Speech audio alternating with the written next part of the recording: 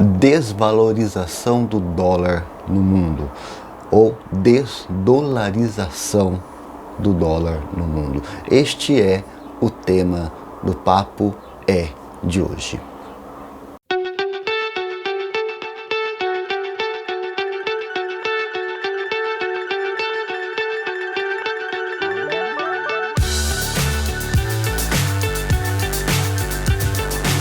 Olá, meus amigos, minhas amigas, sejam bem-vindos ao canal Pleiadianos e nosso encontro no programa O Papo É. Já vamos falar sobre desvalorização do dólar no mundo ou desdolarização do dólar no mundo. Na verdade, o termo mais acertado é desdolarização.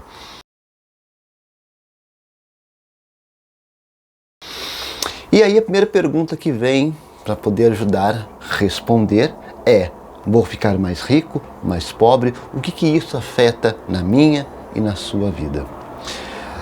Uma das coisas que nós temos que entender é que o dólar, por muito tempo, ele ficou como a moeda de negócios, bilaterais do mundo, por conta de acontecimentos do século XX, guerras, invasões, atrelamento do dólar ao petróleo, dívidas dos outros países financiados pelos Estados Unidos que depois cobram exorbitantemente para receber, como o Brasil foi uma das vítimas, e que, se eu não estou muito enganado, foi no segundo mandato do governo Lula que conseguiu acabar com a dívida externa, e isso para o Brasil foi fundamental, porque você passa a ter autonomia financeira para poder gerir as suas próprias contas, Mas no que tange na ideia dessa desdolarização, ela já está vindo desde o final do século XX para cá, uma constância. Por todas essas coisas que eu falei e muito mais que nós vamos nos desdobrar. E como que isso afeta a nossa vida, Quando nós falamos de desdolarização, nós estamos falando de que vai haver um novo sistema monetário global para transações financeiras no mundo. Ou pelo menos no qual não haja uma moeda de reserva quase que universal, que equivaleria a um reordenamento geopolítico que não é visto desde o fim da Segunda Guerra Mundial. A desdolarização, aparentemente, tem gente que vai gostar ou não, ela é uma constância e está para ficar, veio para ficar e não tem como mudar isso. É o que mostra vários cientistas políticos, economistas, no mundo afora, que vem fazendo essa discussão sobre essa desdolarização e como ela tem movido os acontecimentos do mundo. O que nós vamos entender sobre esta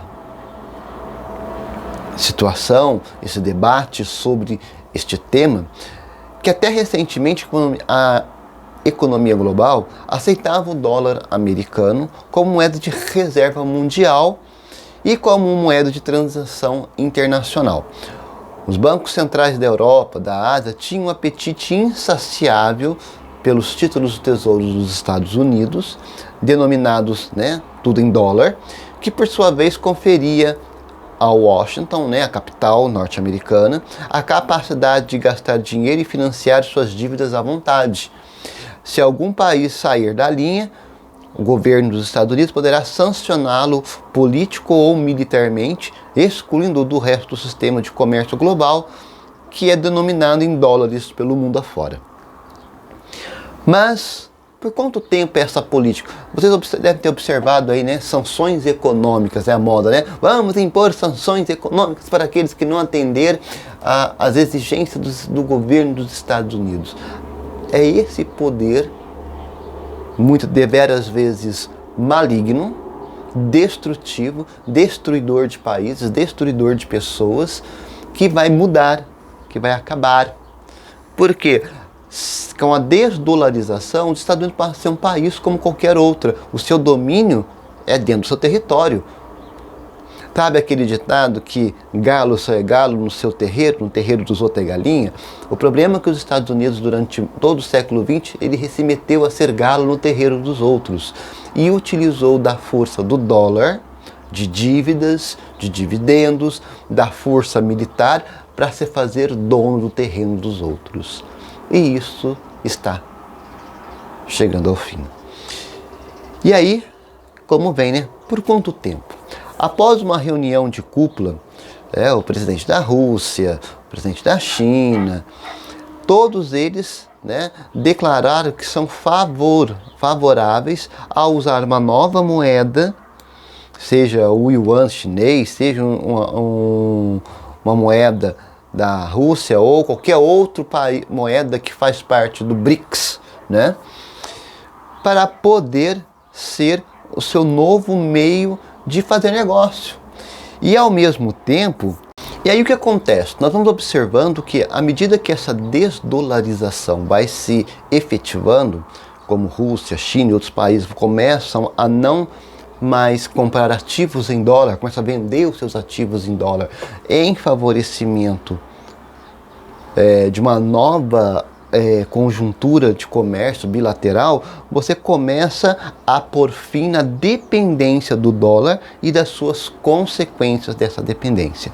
Logo, um novo sistema monetário global, ou pelo menos que não haja uma moeda de reserva quase que universal, equivaleria, vai ser equivalente, uma reorganização do poder político, econômico e militar, um reordenamento geopolítico, não visto desde o fim da guerra. E isso é necessário, por quê? Porque ao observar as origens da evolução, fica claro que o padrão de troca global é algo relativamente recente. Ademais, não há regras imediatas, rígidas, que determinem como deveria ser reorganizado isso. É necessário entender que existem fatores que vão determinar a subida ou descida escalonada de uma moeda no mundo afora. E que, na verdade, é apenas um meio de favorecer a troca mais rápida econômica entre os países pelo mundo afora. Mas não necessariamente uma moeda única, né? Por exemplo, antes do dólar se assumir, pelo mundo, durante o sistema monetário internacional baseava-se no padrão de ouro. Por exemplo, onde se destacava o Império Britânico. Mas um sistema monetário lastreado em ouro, uma mercadoria extraída da terra, tinha uma falha inerente, podia causar deflação. Se a mineração de metais pudesse acompanhar o ritmo do crescimento econômico, o padrão ouro funcionaria adequadamente. Mas, como muito foi observado, a quantidade de ouro disponível podia ser aumentada pouco ou ao longo de um ano, não subitamente, ou muito durante algumas semanas, tal como seria necessário para bem mediar uma expansão repentina das transações. Na ausência do dinheiro simbólico, os negócios teriam que ser reduzidos ou mantidos a preços muito mais baixos, induzindo assim uma queda e criando desemprego.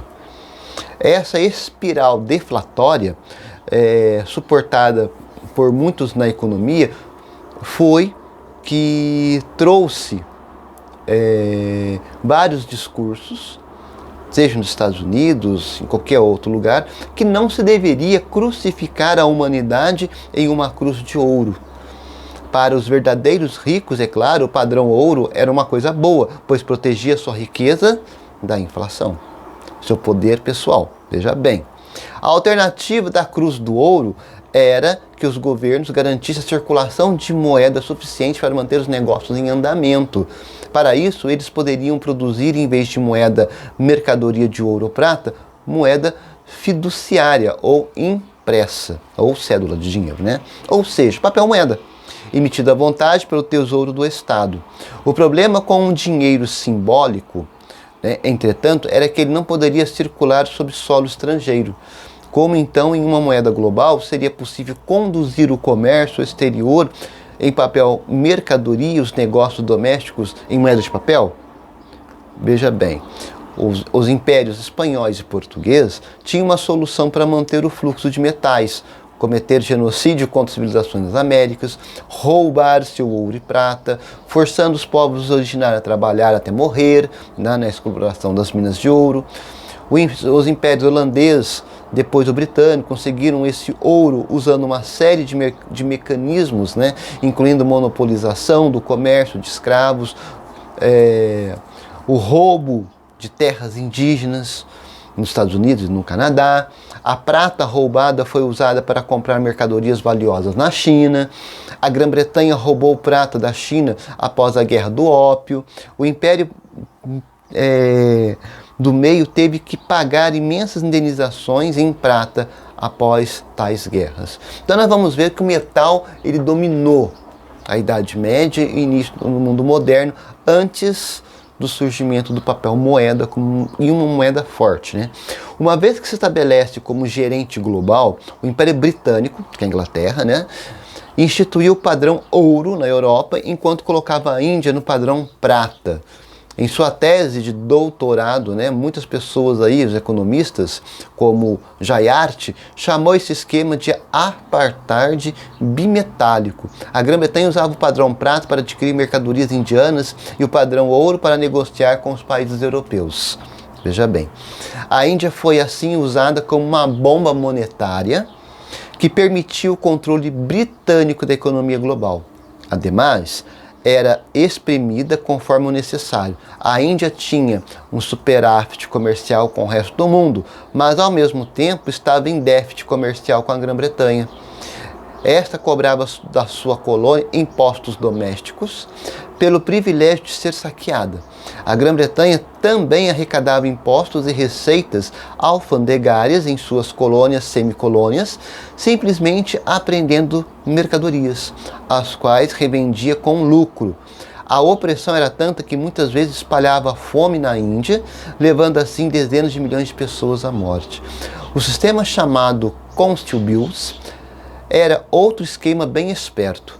Esse papel moeda era vendido pela coroa britânica aos mercadores em troca de ouro e prata. Estes comerciantes usaram esse dinheiro para comprar produtos indianos para revenda. Os indianos que detivessem esse tipo de dinheiro poderiam descontá-lo, recebendo em troca rúpias de volta, ou seja, dinheiro que fora pago na forma de débitos fiscais. O resultado de toda essa operação foi que a Grã-Bretanha drenou 45 trilhões da Índia de 1765 a 1938. Então o que acontece? Começamos a observar que a forma como a Grã-Bretanha, que era a potência da Idade fins da Idade Média, começo da Idade Moderna, utilizou do ouro e de alguns estratagemas para se consagrar e manter a sua riqueza e seu controle. À medida que vai fazendo a transição do ouro para o dólar flutuante, que é o dólar internacional, nós vamos ver que os problemas que foram acontecendo, principalmente que a colônia britânica foi acumulando, a insatisfação dos países dominados, o avanço das tecnologias vai mudando e ao mesmo tempo vai ressignificando as coisas. Por exemplo, a superioridade da indústria alemã, a saída da Rússia da aliança tácita com a Grã-Bretanha após a Revolução Bolchevique, deixaram os britânicos enfraquecidos. Eis que poderia ter pedido para a Alemanha na Primeira Guerra Mundial, apesar de ter traído milhões de pessoas do subcontinente indiano para servir durante essa guerra. Depois, como bem se sabe, mais de 2 milhões de indianos serviram na Segunda Guerra Mundial ao lado dos soldados da Inglaterra. Os financistas emprestaram tanto dinheiro à Grã-Bretanha que, se ela tivesse perdido a Primeira Guerra Mundial, os bancos americanos teriam sofrido uma perda imensa. Quando a guerra acabou, para a surpresa da Grã-Bretanha, os Estados Unidos insistiram em ser reembolsados. A Grã-Bretanha pressionou a Alemanha por reparações para pagar os empréstimos dos Estados Unidos.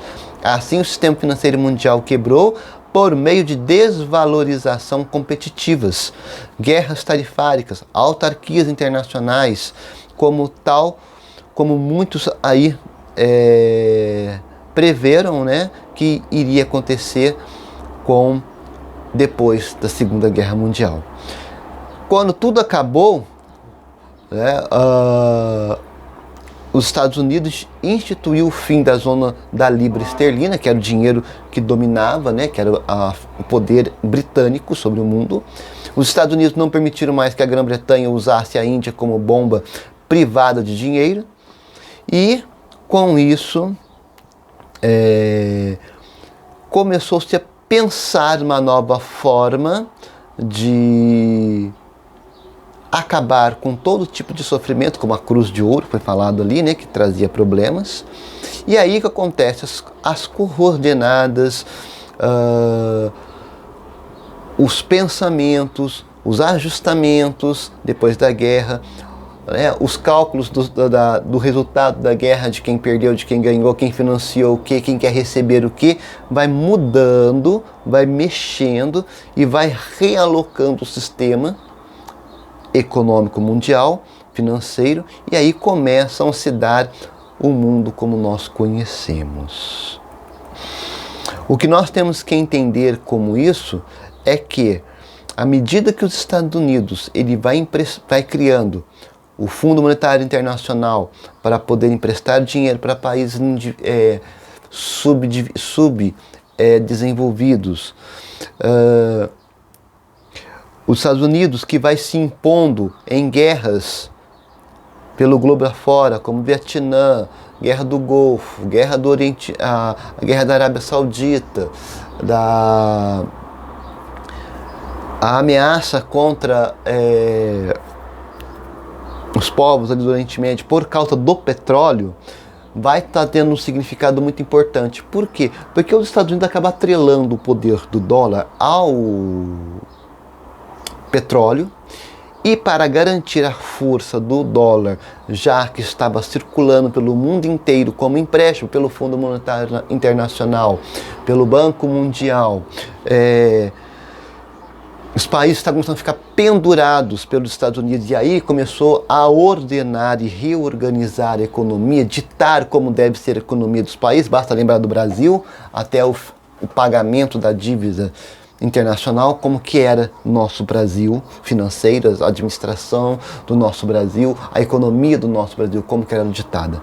Então o que acontece? Tudo isso é voltada para quê? Para o fortalecimento e manutenção do dólar como uma moeda forte para continuar impondo o poder político-militar dos Estados Unidos sobre o mundo. Daí ganha sanções. As sanções ganham força por quê? Porque se um país está devendo em dólar, está negociando em dólar, está vendendo e comprando em dólar, então ele tem que ser sujeito aos Estados Unidos, à vontade dos Estados Unidos. Se aquela coisa não vai te agradar, agrada apenas os Estados Unidos, você vai ter que dizer amém.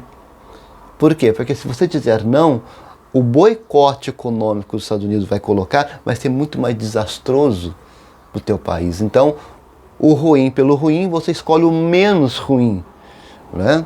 O ruim pelo péssimo, você fica pelo ruim. Então, nós vamos entendendo que as guerras que ocorreram durante todo o século XX na busca do petróleo vai nos ajudando a entender que tudo que nós vemos, por exemplo, a guerra que está acontecendo hoje na Venezuela, que os Estados Unidos estão batendo em frente. Gente, a Venezuela é a maior reserva de petróleo do mundo. E petróleo de qualidade.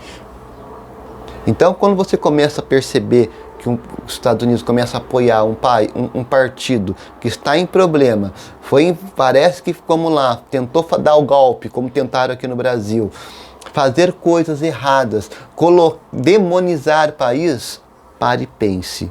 Primeira coisa, o que tem dentro desse país? No caso da Venezuela, maior jazida de petróleo do mundo e o melhor petróleo do mundo. Se o dólar está totalmente ancorado no petróleo, então eu preciso ter o controle de maior quantidade de petróleo do mundo. Se a Venezuela sozinha é detentora da maior jazida de petróleo do mundo, então é crucial que os Estados Unidos tenham um governo de extrema direita totalmente subserviente a eles. O que eles falarem, eles vão dizer amém. Por quê? Porque eu preciso ter o controle do petróleo. Controlando o petróleo, eu controlo a economia do petróleo do mundo e eu garanto a força do dólar. Garantindo a força do dólar, eu obrigo os países do mundo a fazer o que eu quero, como eu quero, no dia que eu quero, da forma que eu quero. Entendeste, gente? Por que essa briga que todos os Estados Unidos colocou soldados pelo mundo afora? Você vai observar, todos os países que fizeram guerra com os Estados Unidos têm um nome por detrás: petróleo. Então nós vamos entendendo que o que ocorre com essa situação.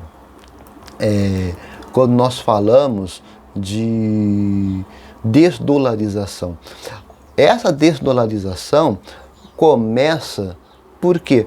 Porque quando começamos a observar que os Estados Unidos ele utiliza do poder que ele tem para manipular, para extorquir, para explorar e empobrecer países para a manutenção do seu poder, primeiro do dinheiro, depois do militar, e é óbvio, quem tem o poder militar e o poder econômico tem o poder político, então começa-se a mudar. Então nós começamos a observar BRICS, o surgimento do BRICS. Por que os primeiros países que surgiram, foi o Brasil, a China, a Índia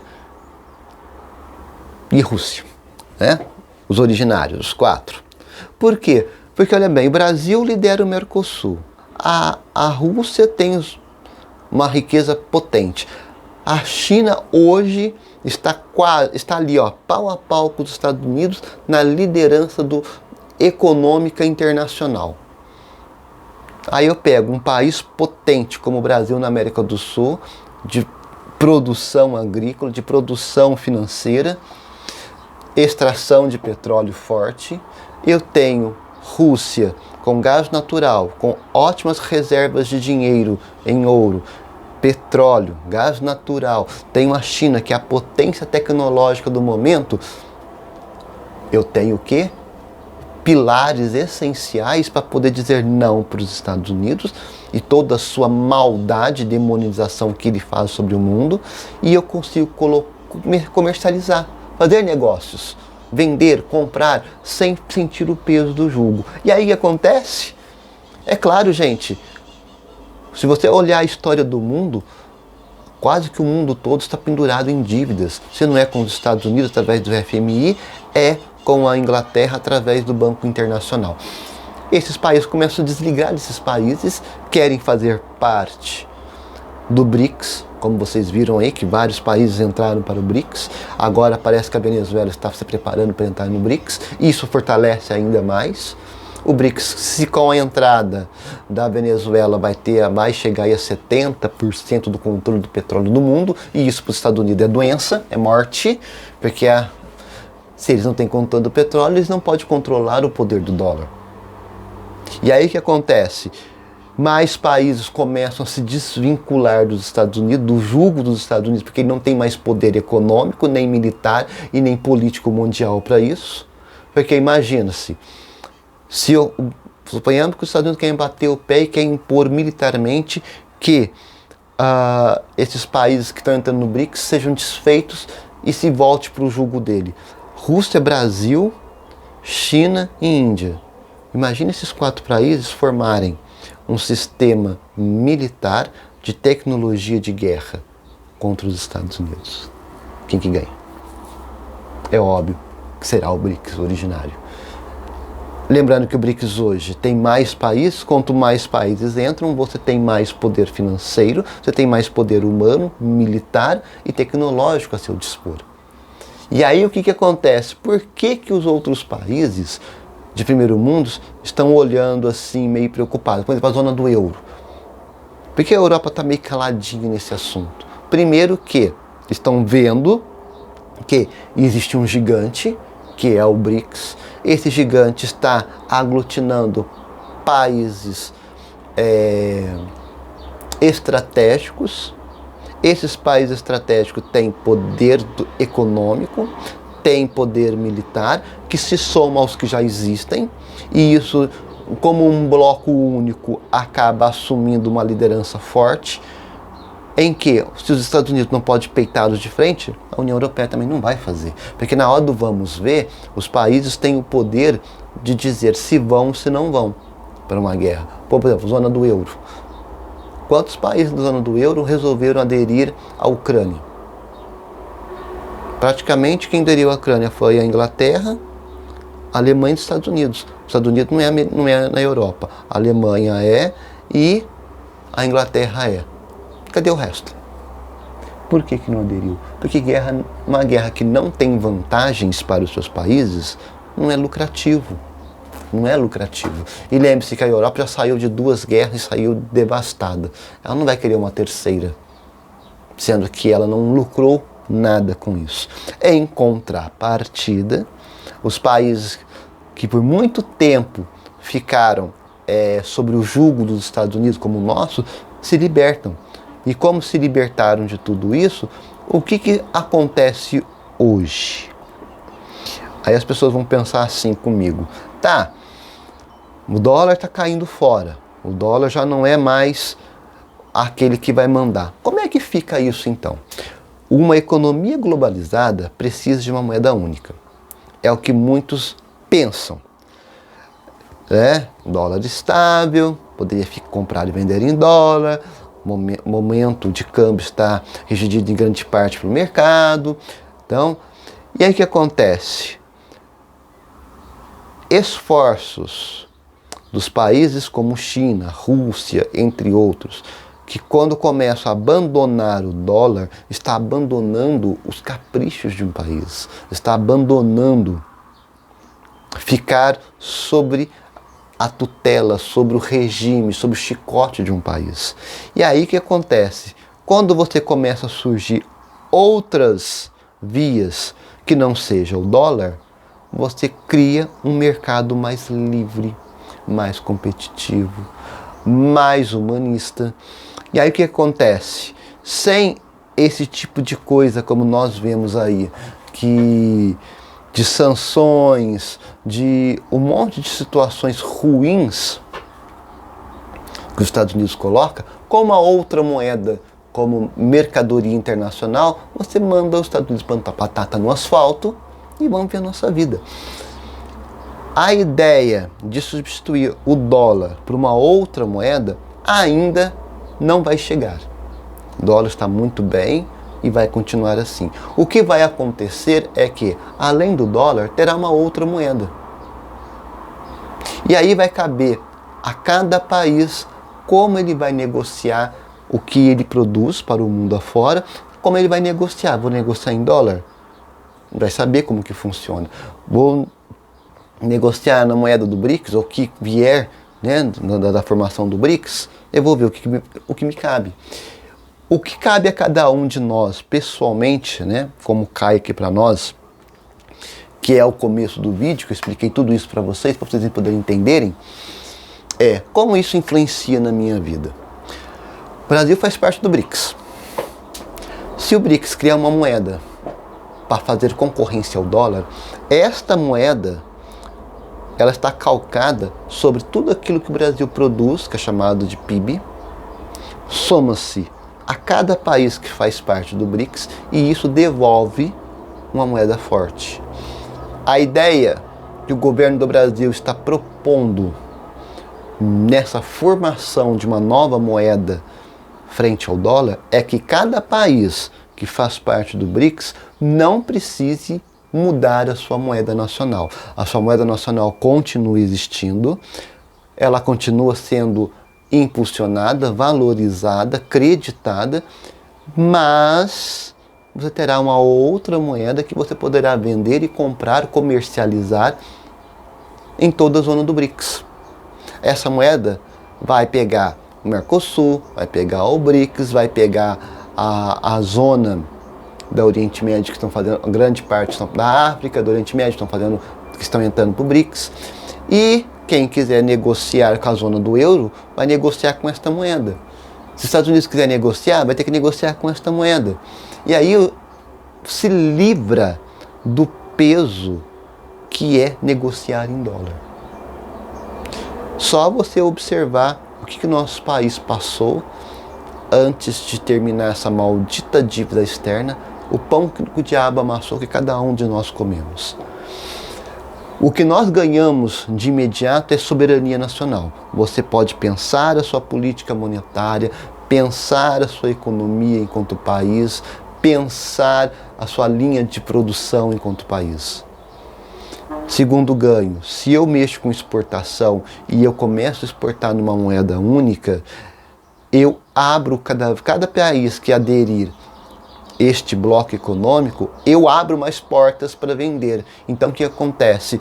Se eu sou um país produtor, como o Brasil é um país produtor, eu tenho que produzir cada vez mais para atender cada vez mais mercado internacional. Então eu vou gerar cada vez mais empregos. Se eu estou gerando emprego, eu estou gerando renda. Se eu estou gerando renda, eu estou valorizando o real. Se eu estou valorizando o real, eu estou fortalecendo a nossa economia nacional.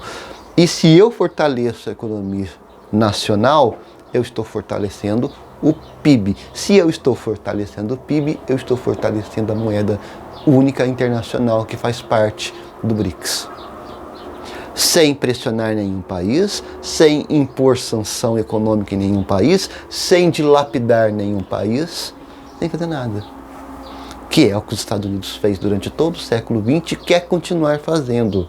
Por isso que essas guerras, essas intervenções militares, não é porque os Estados Unidos é bonzinho, porque ele já viu que o seu poder econômico está ladeira abaixo, seu poder político no mundo está ladeira abaixo, a única coisa que não está ladeira abaixo é o poder militar, porque ele teve muito dinheiro por muito tempo, então ele teve tempo de ter tecnologia de guerra muito boa, em grande quantidade. Só que até mesmo a tecnologia militar já está migrando. Por exemplo, hoje, os melhores caças é brasileiro.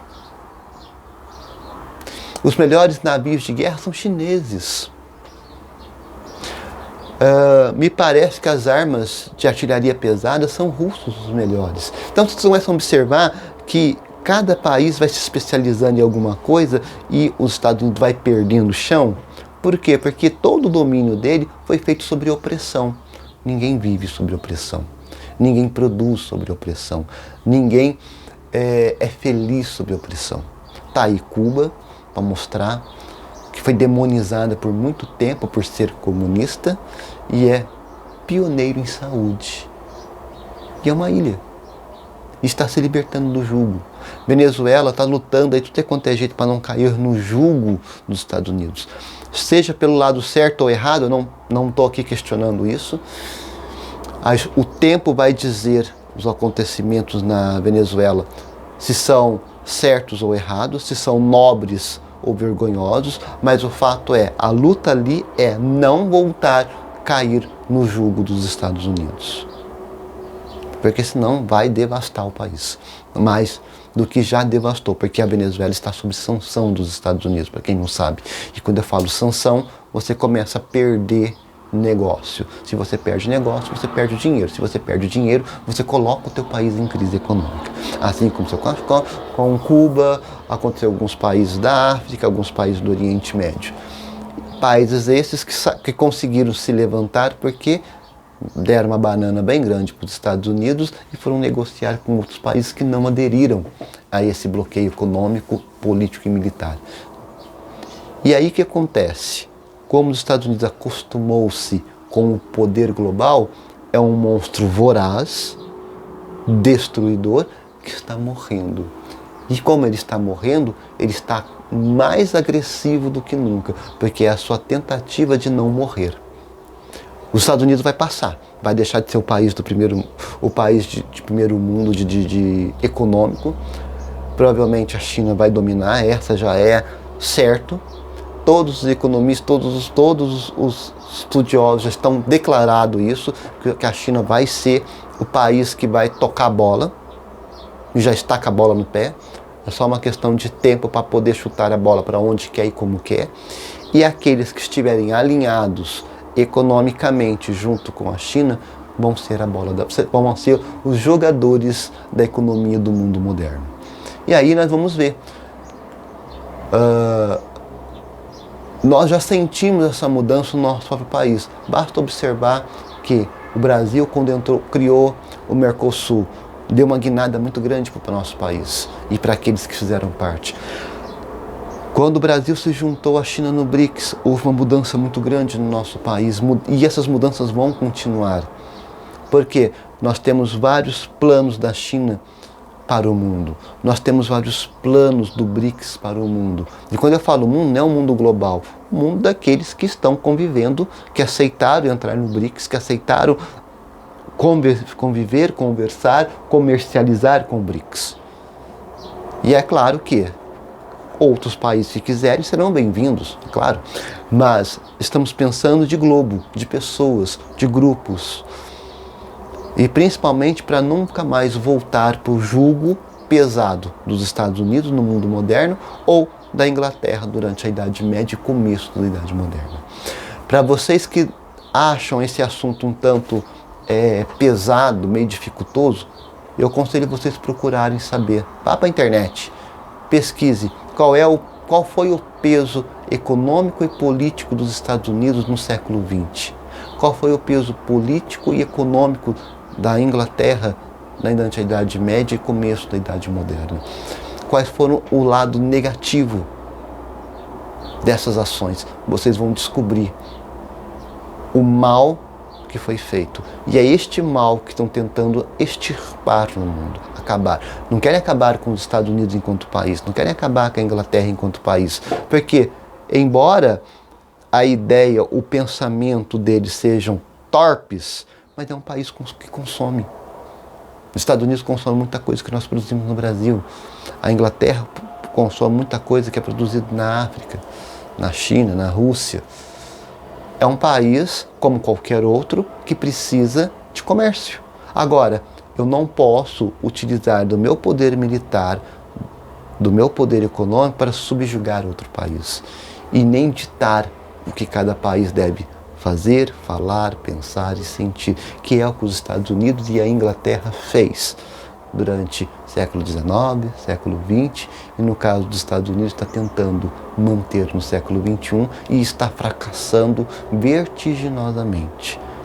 Mais do que nunca é necessário nós entendermos que nós estamos na condição de pobreza, muito da pobreza do nosso país é dado porque nós alimentamos os Estados Unidos por muito tempo, com o nosso sangue, com o nosso suor, com o nosso sofrimento, com nossas lágrimas. E a ruptura disso já chegou, é uma realidade.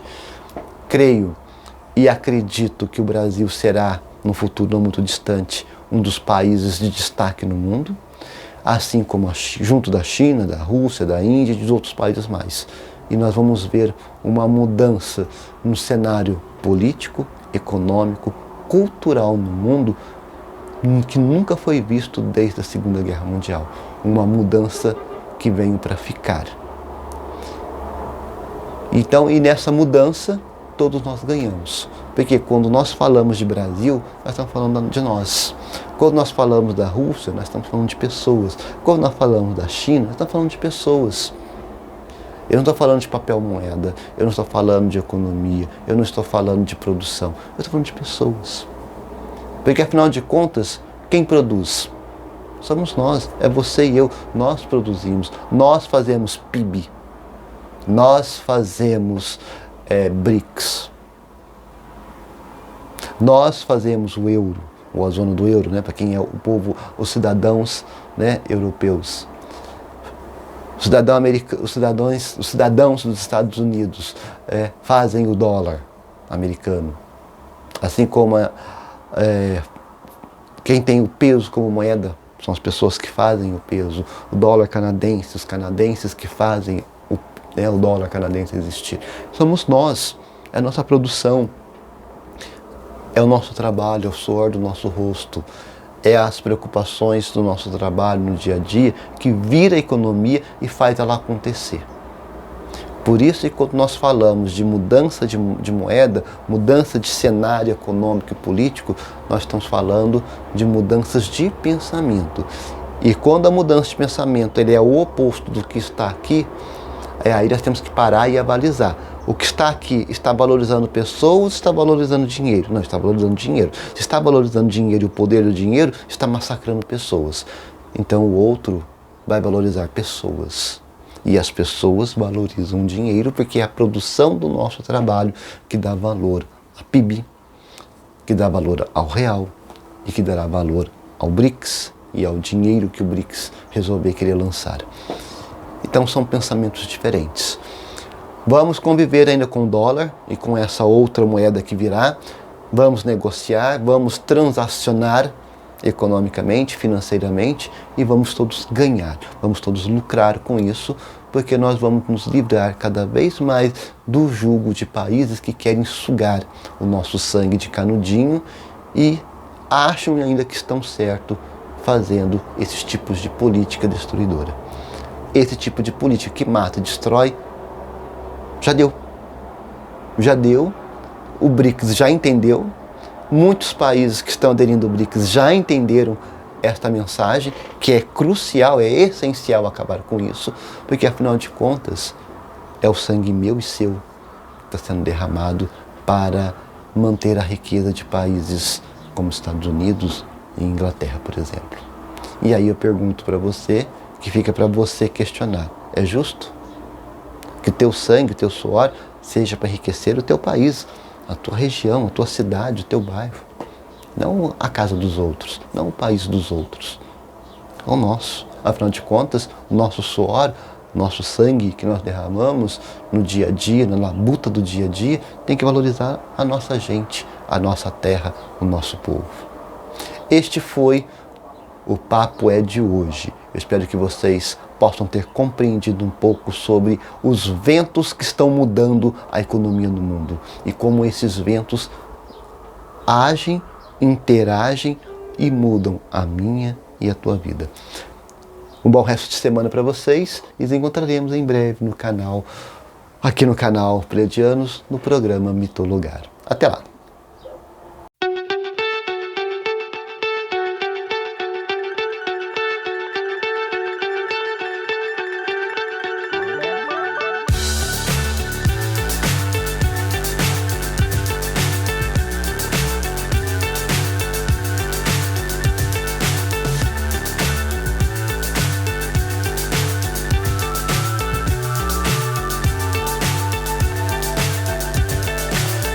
So high I'm hypnotized. What's up is down, what's left is right. Chasing stars and holding you. I can't see the end, but we'll see it.